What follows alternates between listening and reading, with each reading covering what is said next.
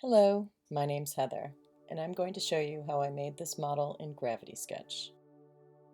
In this video, I further refine the vamp and tongue emboss. This whole video essentially is trimming the emboss around the eye row. So including, let's say, this is a mold that's created to create this emboss, including in that consideration for that blucher shape. So I am building this in Gravity Sketch because I think I can get exactly what I want. So I'm just going around trimming, reclosing those ends, having to recrease a little bit. The reason I am doing this for this particular model, and you don't need to actually make these perfectly closed 3D shapes, but what I tend to do, and I'll go back, I don't always post all of the renderings in material ways, but sometimes I let's say these embosses, instead of being fabric, let's say those are silicone molds like that are on top or molded on directly to the fabric. So in that case, before exporting this model, I would take those embosses, change the color, the material, so they're their own color material. So when it exports in the OBJ, it can be a separate, it's easy to make it a separate material in Blender. And I could, let's say, select a material like water or glass. And so that is why I will try to make really clean three-dimensional shapes that are actually closed, even for something like this. But again, like, your Gravity Sketch shoe model can take anywhere from 5 minutes to 5 months for whatever rabbit holes you choose to go down into. But hopefully the purpose of this is to show you how I did it for this particular model, and give you some tools so you can create your own shoe models and have fun with it.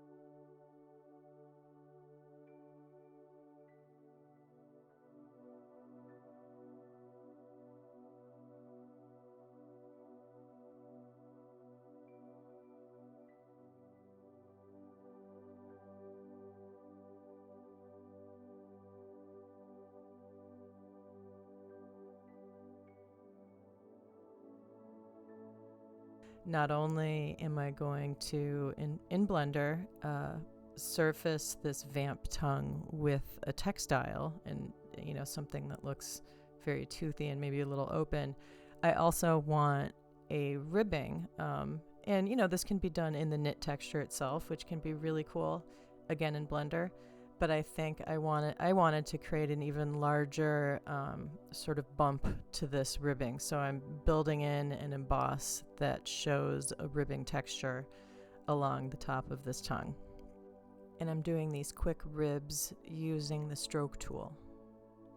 And I think that'll be really effective and cool looking. And in the next video, we will be continuing to further refine details.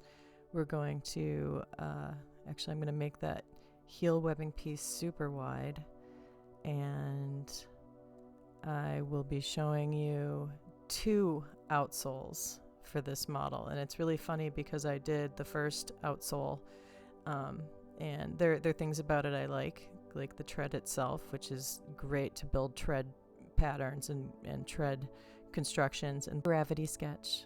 But I actually ended up, for the purpose of the tutorial, I want to show you how easy it is to do an entire outsole design, toss it out, and do a second one. And actually I loved my second one because even though it's a little more simple, it better integrates with the geometry of the construction.